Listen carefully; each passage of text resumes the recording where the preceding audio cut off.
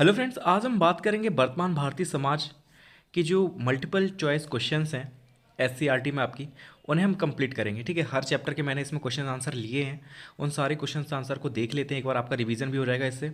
ठीक है, और 1 मार्क्स के जितने भी क्वेश्चन आते हैं 15 क्वेश्चन आएंगे। आपको पता है 50 नंबर का पेपर है, तो 15 क्वेश्चन आपके अच्छे से तैयार हो जाएंगे। ठीक है, तो चलिए स्टार्ट करते हैं। स्वस्थ शरीर में स्वस्थ मस्तिष्क का वास होता है, यह कथन किसका है? बहुत इंपॉर्टेंट ये पॉइंट है। ठीक है, ये जो कथन है बहुत इंपॉर्टेंट है, कई बार एग्जाम में आता है कि स्वस्थ शरीर में स्वस्थ मस्तिष्क का वास होता है, ये किसका कथन है? तो ये अरस्तु का कथन है, ये याद रखना। ठीक है, लास्ट ऑप्शन बिल्कुल ठीक हो जाएगा, अरस्तु। नेक्स्ट क्वेश्चन है कि शिक्षा का उद्देश्य नहीं है चारित्रिक विकास, ज्ञान अर्जन, व्यवसायीकरण, अंतर्निहित शक्तियों का विकास। तो आप देखकर लगा सकते हैं कि चरित्र का विकास तो होता है शिक्षा से, ज्ञान अर्जन भी होता है। ठीक है, और अंतर्निहित जो शक्तियाँ होती हैं उनका भी विकास होता है, लेकिन व्यवसायीकरण नहीं होता। ठीक है, तो गा ऑप्शन यहाँ पे बिल्कुल ठीक हो जाएगा। शिक्षा का उद्देश्य नहीं पूछा गया था। ठीक है, याद रखना इस चीज़ को। नेक्स्ट क्वेश्चन है कि वैदिककालीन शिक्षा व्यवस्था में शिक्षा कैसी थी? ठीक है, ये ऑप्शन है कि शिक्षा सशुल्क थी, मतलब उसमें रुपए वगैरह लगता था। दूसरा है कि शिक्षा बड़े बड़े भवनों में होती थी। तीसरा है कि शिक्षा पर राजा का नियंत्रण था। या फोर्थ, शिक्षा पूर्ण रूप से निःशुल्क थी। ठीक है, तो वैदिककालीन शिक्षा के बारे में हमने पढ़ा था, पूरा चैप्टर था। ठीक है, हमने पढ़ा कि शिक्षा कैसी थी। शिक्षा सशुल्क थी, तो ऐसा नहीं था, शिक्षा पे कोई रुपए नहीं लगता था, शिक्षा निःशुल्क थी। ठीक है, बड़े बड़े भवनों में नहीं होती थी, गुरुकुलों में होती थी, जंगलों में। ठीक है, तो ये भी ऑप्शन गलत था। राजा का कोई नियंत्रण नहीं होता था, जबकि राजा बस दान वगैरह दे सकते थे। ठीक है, नियंत्रण नहीं था राजा का। तो इसका डी ऑप्शन बिल्कुल ठीक हो जाएगा, शिक्षा पूर्ण रूप से निःशुल्क थी। नेक्स्ट क्वेश्चन है कि प्राचीन शिक्षा पद्धति में विधियां थीं श्रवण मनन निध्यासन, खेल विधि, प्रोजेक्ट विधि, उपयुक्त में से कोई नहीं। तो देखिए, एक ऑप्शन इसमें ठीक होगा। और प्राचीन शिक्षण पद्धति की बात की गई है, तो इसमें किस हिसाब से बच्चों को पढ़ाया जाता था? श्रवण के माध्यम से, मनन के माध्यम से और निध्यासन के माध्यम से। ठीक है, सुनकर बच्चे सीखते थे। ठीक है, मनन करते थे उस चीज़ का। ठीक है, उसका ध्यान लगाते थे उस चीज़ पर, तब जाके चीज़ों को सीखते थे। तो ये प्राचीन शिक्षण पद्धतियाँ हैं। ठीक है, तो ए ऑप्शन बिल्कुल ठीक हो जाएगा यहाँ पर। नेक्स्ट क्वेश्चन है कि संघ में प्रवेश के बाद छात्र कहलाता था श्रवण, नवभिक्षु, सामनेर, ये उपयुक्त सभी। ठीक है, बौद्धकालीन शिक्षा का ये क्वेश्चन है। और बौद्धकालीन शिक्षा में हमने पढ़ा था कि जब बच्चा संघ में प्रवेश लेता है तो उस छात्र को क्या कहते हैं? श्रवण भी कहते हैं, नवभिक्षु भी कहते हैं और सामनेर भी कहते हैं। इसलिए डी ऑप्शन यहाँ पे बिल्कुल सही हो जाएगा, उपयुक्त सभी। नेक्स्ट क्वेश्चन है कि बौद्ध शिक्षा का प्रमुख केंद्र था नालंदा, गया, गुजरात या बंगाल। तो बौद्ध शिक्षा का प्रमुख केंद्र क्या था? तो नालंदा था। ठीक है, आपके बिहार में स्थित था नालंदा विश्वविद्यालय, यही बौद्ध शिक्षा का प्रमुख केंद्र था। और हेनसांग जब हर्षवर्धन के समय भारत आया था, उसने भी यहाँ पर शिक्षा ग्रहण की थी। नेक्स्ट क्वेश्चन है कि मुस्लिम कालीन शिक्षा का उद्देश्य था इस्लाम धर्म का प्रचार, भौतिक ऐश्वर्य की प्राप्ति, ज्ञान की प्राप्ति या उपयुक्त सभी। तो देखिए, यहाँ पर मुस्लिम कालीन शिक्षा का जो मुख्य उद्देश्य अगर पूछा जाता है तो इस्लाम धर्म का प्रचार था, लेकिन ये भी सारी शिक्षा के ही उद्देश्य हैं, इसलिए इसका उपयुक्त सभी हो जाएगा आंसर। ठीक है, इस्लाम धर्म का प्रचार भी उसमें होता था, ज्ञान की प्राप्ति भी होती थी और भौतिक ऐश्वर्य की प्राप्ति भी होती थी। ठीक है, तो उपयुक्त सभी हो जाएगा इसका आंसर। नेक्स्ट क्वेश्चन है कि बिस्मिल्लाह संस्कार होता था। तो मुस्लिम कालीन शिक्षा के बारे में हमने पढ़ा था, उसका बहुत ही प्रमुख संस्कार है बिस्मिल्लाह संस्कार। तो ये कब होता है? इसके अगर सारे ऑप्शन देखें तो सारे ऑप्शन गलत हैं। इसका जो सही आंसर होगा, जब बच्चा 4 साल 4 महीने और 4 दिन का हो जाता है, तब उसका बिस्मिल्लाह संस्कार कराया जाता है। ठीक है, तो इस हिसाब से अगर देखा जाए सही से, तो ग ऑप्शन बिल्कुल ठीक हो जाएगा, लेकिन इसमें भी सही से नहीं दिया गया है। ठीक है, थोड़ा मिसप्रिंट है। तो याद रखना कि 4 साल का जब बच्चा हो जाता है, 4 महीने का हो जाता है और 4 दिन, ठीक है, तब उसका बिस्मिल्लाह संस्कार कराया जाता है। नेक्स्ट क्वेश्चन है कि भारत में आधुनिक शिक्षा का जन्मदाता कहा जाता है क्लाइव को, बेंटिक को, कॉर्नवालिस को या कोई नहीं। तो याद रखना कि भारत में आधुनिक शिक्षा का जो जन्मदाता है वो चार्ल्स ग्रांट को कहा जाता है। तीनों ही ऑप्शन इसमें नहीं है। ठीक है, चार्ल्स ग्रांट इसका सही आंसर होगा कि भारत में आधुनिक शिक्षा का जो जन्मदाता है वो चार्ल्स ग्रांट को कहा जाता है। ठीक है, नेक्स्ट क्वेश्चन है कि छनाई का सिद्धांत प्रतिपादित किया था ऑकलैंड ने, एडम स्मिथ ने, मैकाले ने या न्यूटन ने। तो छनाई का सिद्धांत बहुत इंपॉर्टेंट क्वेश्चन है, इसे अच्छे से पढ़ लेना। ठीक है, ये वाली वीडियो भी अच्छे से देख लेना, क्योंकि मैकाले बहुत इंपॉर्टेंट है और मैकाले ने ही दिया था छनाई का सिद्धांत।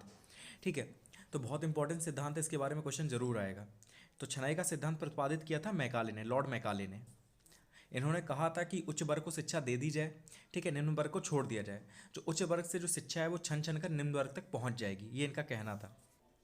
नेक्स्ट क्वेश्चन है कि भारत में पहली राष्ट्रीय शिक्षा नीति की घोषणा की गई सन 1975 में, सन 1968 में, सन 1966 में या सन 1966 में, मतलब सेम ऑप्शन कर दिया यहाँ पर।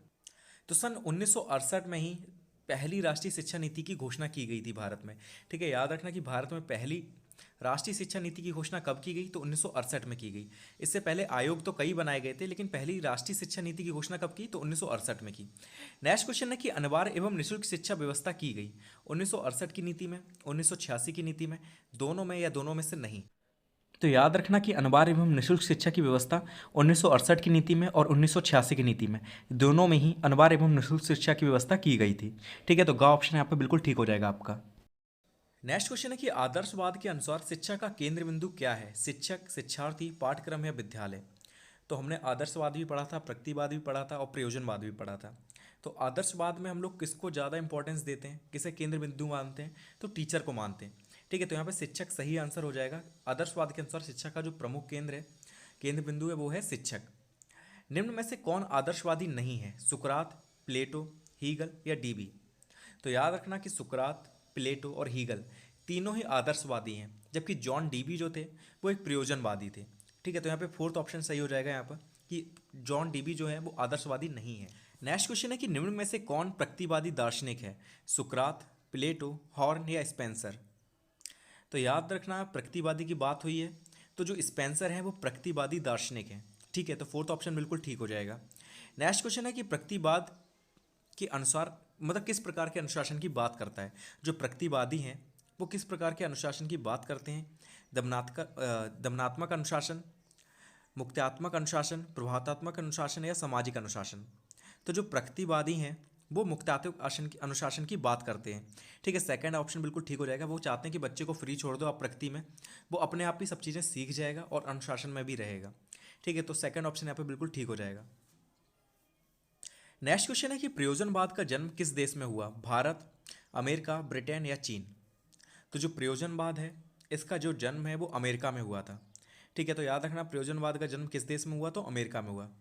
नेक्स्ट क्वेश्चन है कि विद्यालय को समाज का लघु रूप मानते हैं आदर्शवादी, प्रगतिवादी, प्रयोजनवादी या मानववादी? तो विद्यालय को समाज का लघु रूप कौन मानते हैं? तो प्रयोजनवादी मानते हैं। याद रखना इस चीज़ को, इंपॉर्टेंट क्वेश्चन है कि विद्यालय को समाज का लघु रूप कौन मानते हैं? तो प्रयोजनवादी मानते हैं। नेक्स्ट क्वेश्चन है कि विवेकानंद ने जन शिक्षा के लिए कौन सी संस्था स्थापित की थी? ब्रह्म समाज, रामकृष्ण मिशन, आर्य समाज या वेदांत समाज?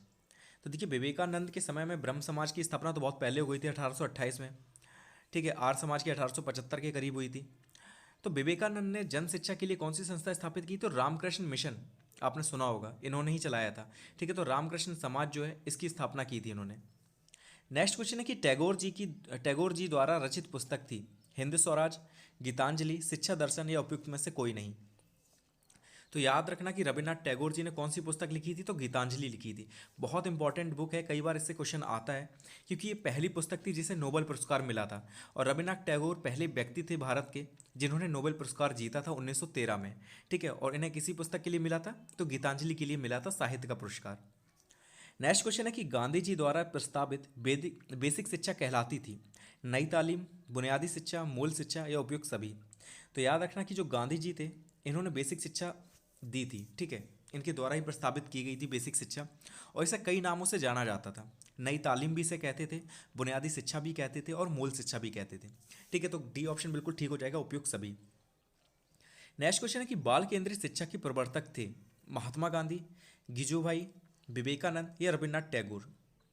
तो याद रखना जो बाल केंद्रित शिक्षा है इसके प्रवर्तक कौन थे? तो गिजुभाई थे। ठीक है, खा ऑप्शन बिल्कुल ठीक हो जाएगा। गिजुभाई बघेला जो थे वो बाल केंद्रित शिक्षा के प्रवर्तक थे। नेक्स्ट क्वेश्चन है कि प्लेटो ने मुख्य रूप से किस शिक्षण विधि का प्रतिपादन किया है? प्रश्नोत्तर विधि, संवाद विधि या व्याख्यान विधि? तो याद रखना जो प्लेटो ने किस शिक्षण विधि का प्रतिपादन किया है? तो संवाद विधि का किया है। ठीक है, खा ऑप्शन बिल्कुल ठीक हो जाएगा। नेक्स्ट क्वेश्चन है कि प्लेटो ने अनुशासन के किस रूप का समर्थन किया है? देखिए अनुशासन भी कई प्रकार का होता है, लेकिन प्लेटो ने कौन से अनुशासन की बात की है, किसका समर्थन किया है, तो वो आपको बताना है। पहला ऑप्शन है कि दंडात्मक अनुशासन, दूसरा है प्रभावात्मक अनुशासन, तीसरा है मुक्त्यात्मक अनुशासन। तो अगर प्लेटो की बात करें तो इन्होंने दंडात्मक अनुशासन का समर्थन किया था, और ये क्वेश्चन इंपॉर्टेंट हो जाता है क्योंकि दंडात्मक अनुशासन की बात कोई नहीं करता। ठीक है, इसका समर्थन ज़्यादातर लोग नहीं करते हैं। ठीक है, तो क्वेश्चन इंपॉर्टेंट है, याद रखना इस चीज़ को। नेक्स्ट क्वेश्चन है कि निम्न में से कौन सी रचना रूसो की नहीं है? The laws, the new Heloise, Emile, the social contract? तो याद रखना रूसो की नहीं है ये पूछा है। तो ये तीनों अगर हम बात करें अमील की, द सोशल कॉन्ट्रैक्ट की और द न्यू हेलोइस की, ये तीनों ही रचनाएं रूसो की हैं, जबकि द लॉज जो है वो रूसो की नहीं है। ठीक है, तो दी लॉज अलग हो जाएगी, का ऑप्शन यहाँ पर हो जाएगा सही। ठीक है, रूसो की रचना नहीं है दी लॉज। नेक्स्ट क्वेश्चन है कि रूसो के अनुसार शिक्षा का स्वरूप कैसा होना चाहिए? आदर्शवादी, प्रगतिवादी, प्रयोजनवादी, यथार्थवादी। तो प्रगतिवादी के बारे में आपने पढ़ा था कि रूसो जो थे वो प्रगतिवादी थे और प्रगतिवादी विचारधारा रखते थे। ठीक है, तो इसका सही आंसर हो जाएगा आपका बी ऑप्शन, मतलब खा ऑप्शन। ठीक है, तो रूसो के अनुसार शिक्षा का स्वरूप कैसा होना चाहिए? तो प्रगतिवादी होना चाहिए। नेक्स्ट क्वेश्चन है कि डीबी के अनुसार शिक्षक है एक बाधा, एक सामाजिक मनोवैज्ञानिक आवश्यकता, एक आदर्श या विषय विशेषज्ञ। तो याद रखना जॉन डीबी की बात हो रही है और जॉन डीबी ने कहा कि एक शिक्षक को कैसा होना चाहिए? एक सामाजिक मनोवैज्ञानिक आवश्यकता माना है टीचर को। ठीक है, जॉन डीबी के अनुसार शिक्षक क्या है? एक सामाजिक मनोवैज्ञानिक आवश्यकता है। नेक्स्ट क्वेश्चन है कि निम्नलिखित में से कौन सी डीबी की रचना नहीं है? ठीक है, जॉन डीबी की रचना पूछी गई, कौन सी नहीं है, मतलब कि तीन जो हैं वो जॉन डीबी की रचना है। यहाँ से आपको तीन जो रचना है वो याद हो जाएंगी जॉन डीबी की। तो याद रखना द सोशल कॉन्ट्रैक्ट जो है वो रूसो की रचना है, बाकी तीनों जॉन डीबी की रचना है। ठीक है, democracy and education, how we think, the school and society, तीनों ही जॉन डीबी की रचनाएं हैं। नेक्स्ट क्वेश्चन है कि फ्रॉवेल के अनुसार कौन सा खेल अनुपयोगी है? मतलब ऐसा कौन सा खेल है जिसका कोई इंपॉर्टेंस नहीं है फ्रॉवेल के अनुसार? पहला ऑप्शन है गत्यात्मक खेल, दूसरा है समूह गान, तीसरा है एकाकी नृत्य और फोर्थ है उपहारों का प्रयोग। तो याद रखना फ्रॉवेल के अनुसार कौन सा खेल अनुपयोगी है? तो एकाकी नृत्य। ठीक है, आप अकेले में डांस कर रहे हैं वो फ्रॉवेल के अनुसार अनुपयोगी है, जबकि आप ग्रुप में खेल रहे हैं, उपहारों का उपयोग कर रहे हैं, तो फ्रॉवेल के अनुसार वो चीज़ अच्छी है। ठीक है, वो उपयोगी खेल है। तो यहाँ पर जो गा ऑप्शन है वो बिल्कुल ठीक हो जाएगा। नेक्स्ट क्वेश्चन है कि किंडरगार्टन से क्या अभिप्राय है? बच्चों का घर, बच्चों का खेल स्थान, बाल उद्यान या दुकान। तो किंडरगार्टन काफ़ी इंपॉर्टेंट शब्द है और इससे अभिप्राय पूछा जाता है, इंपॉर्टेंट क्वेश्चन है ये। तो बाल उद्यान कहते हैं। ठीक है, किंडरगार्टन मतलब, तो किंडरगार्टन का मतलब हो गया बाल उद्यान। नेक्स्ट क्वेश्चन है कि मॉन्टेसरी शिक्षण प्रक्रिया में बाल घर से तात्पर्य है विद्यालय, घर, उद्यान या दुकान। ठीक है, तो बाल घर किसे कहा है मॉन्टेसरी ने? ठीक है, जो मारिया मॉन्टेसरी थी, इन्होंने बाल घर से क्या अभिप्राय है इनका? तो इनका अभिप्राय है विद्यालय से। ठीक है, का ऑप्शन यहाँ पे बिल्कुल ठीक हो जाएगा। नेक्स्ट क्वेश्चन है कि मॉन्टेसरी ने मुख्य रूप से किन बच्चों की शिक्षा पर ध्यान दिया? प्रतिभाशाली बालक, मानसिक रूप से मंद बालक, विकलांग बालक या समस्यात्मक बालक। तो याद रखना मॉन्टेसरी ने, जो मारिया मॉन्टेसरी थी, इन्होंने मुख्य रूप से जो मानसिक रूप से मंद बालक थे उनकी शिक्षा पर ध्यान दिया है। ठीक है, तो खा ऑप्शन यहाँ पे बिल्कुल ठीक हो जाएगा, मानसिक रूप से मंद। ठीक है, यहाँ पे मंदिर लिखा है, मंद है वो। नेक्स्ट क्वेश्चन है कि शिक्षा मनुष्य में अंतर्निहित पूर्णता का विकास है। यह कथन किसका है? इंपॉर्टेंट कथन है, याद रखना इस चीज़ को भी कि शिक्षा मनुष्य में अंतर्निहित पूर्णता का विकास है, किसने कहा था? विवेकानंद ने, पेस्टोलॉजी ने, महात्मा गांधी ने या जॉन डीवी ने। तो याद रखना ये कथन विवेकानंद का है, ए ऑप्शन यहाँ पे बिल्कुल ठीक हो जाएगा। विवेकानंद ने कहा था कि शिक्षा जो है वो मनुष्य में अंतर्निहित पूर्णता का विकास है। नेक्स्ट क्वेश्चन है कि शिशु की प्रथम पाठशाला कहा जाता है? राज्य को, परिवार को, समाज को या समुदाय को। तो आप सभी को पता होगा इसका आंसर कि शिशु की प्रथम पाठशाला उसके परिवार को कहा जाता है। ठीक है, तो खा ऑप्शन यहाँ पे बिल्कुल ठीक हो जाएगा। नेक्स्ट क्वेश्चन है कि जनसंचार के साधनों को मुख्यतः कितने भागों में बांटा जा सकता है? 1, 2, 3 या 4। तो जो जनसंचार के जो साधन है इन्हें मुख्य रूप से 3 भागों में बांटा जाता है। ठीक है, तो ग ऑप्शन यहाँ पे बिल्कुल ठीक हो जाएगा। नेक्स्ट क्वेश्चन है कि राष्ट्रीय बाल श्रम नीति कब घोषित की गई? 1972, 1980, 1987 या 1990। तो याद रखना राष्ट्रीय बाल श्रम नीति की बात हो रही है और ये घोषित की गई थी 1987 में। ठीक है, 1987 में ये घोषित की गई, तो ग ऑप्शन यहाँ पे बिल्कुल ठीक हो जाएगा आपका। नेक्स्ट क्वेश्चन है कि पारिस्थितिकी असंतुलन का एक महत्वपूर्ण गतिक कारक है। गतिक मतलब इसमें चेंजमेंट होता रहता है। पहला है रोजगार में वृद्धि, दूसरा है तीव्र जनसंख्या वृद्धि, तीसरा है सुविधाएं या फोर्थ है इनमें से कोई नहीं। तो जो पारिस्थितिकी असंतुलन हो रहा है वो किसके कारण हो रहा है? तो तीव्र जनसंख्या वृद्धि के कारण हो रहा है। ठीक है, खा ऑप्शन यहाँ पे बिल्कुल ठीक हो जाएगा। नेक्स्ट क्वेश्चन है कि जनसंख्या वृद्धि पर नियंत्रण का उपाय है? शोध, आर्थिक क्रियाकलाप, शिक्षा या महामारी। तो इसका आंसर सरल है, शिक्षा। अगर लोग शिक्षित होंगे तो हो सकता है कि जनसंख्या वृद्धि पर नियंत्रण पाया जा सके। ठीक है, तो यहाँ पे ग ऑप्शन बिल्कुल ठीक हो जाएगा। नेक्स्ट क्वेश्चन है कि जातिवाद का उद्गम स्रोत है? धर्म, जाति, व्यवसाय या इनमें से कोई नहीं। तो जातिवाद की बात हो रही है तो इसका उद्गम स्रोत क्या होगा? जाति होगा। ठीक है, खा ऑप्शन बिल्कुल ठीक हो जाएगा। नेक्स्ट क्वेश्चन है कि सांप्रदायिकता उन्मूलन के लिए महत्वपूर्ण भूमिका अदा कर सकता है? ठीक है, जो सांप्रदायिकता फैलती है उसे खत्म करने के लिए कौन सी चीज़ है जो मुख्य भूमिका अदा कर सकती है? समाज सुधार, प्रचार प्रसार, शिक्षा या मीडिया।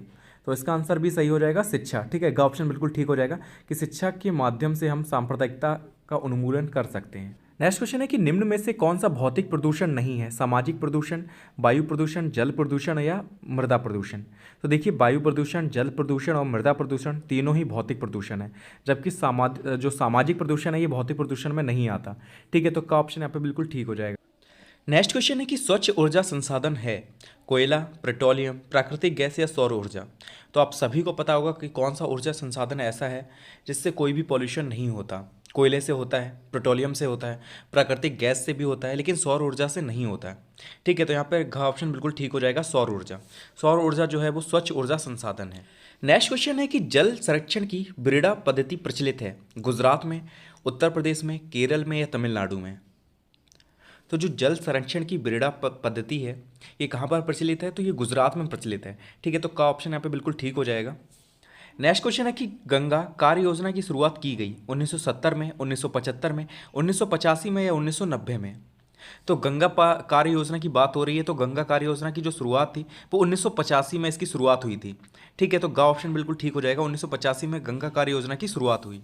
नेक्स्ट क्वेश्चन है आपका कि भूमंडलीय ताप वृद्धि में सर्वाधिक योगदान किस गैस का है? ऑक्सीजन, कार्बन डाइऑक्साइड, हाइड्रोजन या क्लोरीन। तो देखिए, जो भूमंडलीय ताप है कौन सी गैस सबसे ज़्यादा बढ़ाती है, ठीक है। सबसे ज़्यादा योगदान किसका है? तो कार्बन डाइऑक्साइड का है, ठीक है। तो खा ऑप्शन यहाँ पे बिल्कुल ठीक हो जाएगा। ऊपर वाला क्वेश्चन भी देख लेते हैं कि ग्रीन हाउस गैसों के रूप में गैसों के नाम लिखिए कि कौन सी ऐसी गैसें हैं जिन्हें ग्रीन हाउस गैसें कहा जाता है और जो क्या करती है, भूमंडल का ताप बढ़ाती हैं। तो इसकी एक ट्रिक थी, मीना काजल लगाती है। तो माँ से था आपका मीथेन, ना से था आपका नाइट्रस ऑक्साइड और मीना हो गया, उसके बाद काजल से का से था आपका कार्बन डाइऑक्साइड और जल से था जलवाष्प, ठीक है। तो ये ग्रीन हाउस गैसों के नाम है, याद कर लेना। मीना काजल लगाती है, ऐसे करके ट्रिक है इसकी। तो माँ से मीथेन हो जाएगा, ना से नाइट्रस ऑक्साइड हो जाएगा और का से कार्बन डाइऑक्साइड हो जाएगा, जल से जलवाष्प हो जाएगा, ठीक है। तो ये ग्रीन हाउस गैसों के नाम है। नेक्स्ट क्वेश्चन देख लेते हैं। नेक्स्ट क्वेश्चन है कि राष्ट्रीय महिला आयोग का गठन कब किया गया? 1990 में, 1992 में, 1996 में या 2001 में। तो राष्ट्रीय महिला आयोग की बात हो रही है और राष्ट्रीय महिला आयोग का जो गठन था वो 1992 में किया गया था, ठीक है। तो खा ऑप्शन यहाँ पे बिल्कुल ठीक हो जाएगा, 1992 में राष्ट्रीय महिला आयोग का गठन किया गया। नेक्स्ट क्वेश्चन है कि भारत की पहली सबाक फिल्म थी राजा हरिश्चंद्र, आलम आरा, और तो कोई ऑप्शन इसमें दिख नहीं रहे, मतलब दो ऑप्शन कट गए। तो इन्हीं दोनों में कोई आंसर है, आपको कमेंट बॉक्स में देना है इसका आंसर, ठीक है। बहुत आसान सा क्वेश्चन है जो आप बहुत पहले सीख जाते हैं। बोलती फिल्म पूछा गया, सबाक मतलब बोलती हुई फिल्म। पहली बोलने वाली फिल्म कौन सी थी जिसमें बोला गया था? मतलब जैसे एक फिल्म ऐसी थी जिसमें खाली मुंह की एक्टिंग हो रही थी, ठीक है, मोनो एक्टिंग आपको करनी थी, बस हाथ पैर हिलाने थे लेकिन बोलना नहीं था, ठीक है। पहले जब सबसे पहली फिल्म बनी थी वो ऐसी बनी थी जिसमें कोई भी एक भी डायलॉग नहीं था, बस हाथ पैरों से हाथ मतलब ऐसे एक्सप्रेशन दिखाए थे कि जैसे हम क्या बताना चाह रहे हैं। लेकिन जो बोलती फिल्म आई थी इसमें सब बोल बोल कर जैसे आज की फिल्में बन रही वैसी थी। तो आपको सबाक फिल्म का एग्जाम्पल देना है। नेक्स्ट क्वेश्चन है कि डीडी ज्ञान दर्शन की शुरुआत की गई 2000 में, 2001 में, 2 में या 4 में। तो याद रखना, डीडी ज्ञान दर्शन की शुरुआत जो हुई थी वो सन 2000 में हुई थी, ठीक है। तो का ऑप्शन यहाँ पे बिल्कुल ठीक हो जाएगा, सन 2000 में डीडी ज्ञान दर्शन की शुरुआत की गई। अब नेक्स्ट क्वेश्चन देख लेते हैं कि वैश्वीकरण के उद्देश्य हैं उदारीकरण, निजीकरण, संतुलित विकास या उपरोक्त सभी। तो देखिए, वैश्वीकरण के उद्देश्य में उदारीकरण भी आपको देखने को मिलेगा, निजीकरण भी मिलेगा और संतुलित विकास भी देखने को मिलेगा, दोनों का, ठीक है। तो इसका सही आंसर हो जाएगा उपरोक्त सभी, घा ऑप्शन बिल्कुल ठीक हो जाएगा यहाँ पर। अब नेक्स्ट क्वेश्चन देख लेते हैं, कोठारी आयोग का गठन कब किया गया? 1963 में, 1964 में, 1969 में। देखिए, इसमें क्या है कि जो गठन वगैरह हैं, जो भी आयोग बनाए गए थे, जैसे माध्यमिक शिक्षा आयोग हो, चाहे कोठारी आयोग हो, चाहे उच्च शिक्षा आयोग हो, इन सभी की डेट याद रखना है। मतलब डेट से मतलब है कि सन याद रखना कि किस सन में इसका गठन हुआ था, ठीक है, और कब इसने रिपोर्ट पेश की। ये सारे क्वेश्चन एक एक नंबर में आ सकते हैं आपके, ठीक है। तो याद रखना, कोठारी आयोग का जो गठन था वो सन 1964 में हुआ था, ठीक है। तो खा ऑप्शन यहाँ पे बिल्कुल ठीक हो जाएगा, 1964 में कोठारी आयोग का गठन किया गया था। लास्ट क्वेश्चन है कि नेशनलिज्म एंड गवर्नमेंट पुस्तक के लेखक हैं अवर्न, जिमरमैन, जिमर्न या पार्सन्स। तो याद रखना कि नेशनलिज्म एंड गवर्नमेंट जो पुस्तक है वो लिखी थी जिमर्न ने, ठीक है। गा ऑप्शन यहाँ पे बिल्कुल ठीक हो जाएगा, जिमर्न ने ये पुस्तक लिखी थी नेशनलिज्म एंड गवर्नमेंट, ठीक है। तो ये जो जितने भी एससीईआरटी के क्वेश्चन थे वर्तमान भारतीय समाज की आपकी बुक में, सारे मैंने कवर करा दिए हैं, ठीक है। इसमें कई इंपॉर्टेंट क्वेश्चन है जो आपको शायद पवन या राजन में नहीं देखने को मिलेंगे, ठीक है। काफ़ी क्वेश्चन अलग थे। मैंने जो पवन की आपको एक सीरीज़ कराई थी जिसमें 1 मार्क्स के जितने भी क्वेश्चन थे वो मैंने कराए थे, तो उस वीडियो को जरूर देख लेना दोबारा से, ताकि आपका रिवीजन फिर से हो सके, ठीक है। तो फिर मिलते हैं नेक्स्ट वीडियो में नेक्स्ट टॉपिक के साथ। Thank you so much for watching this video.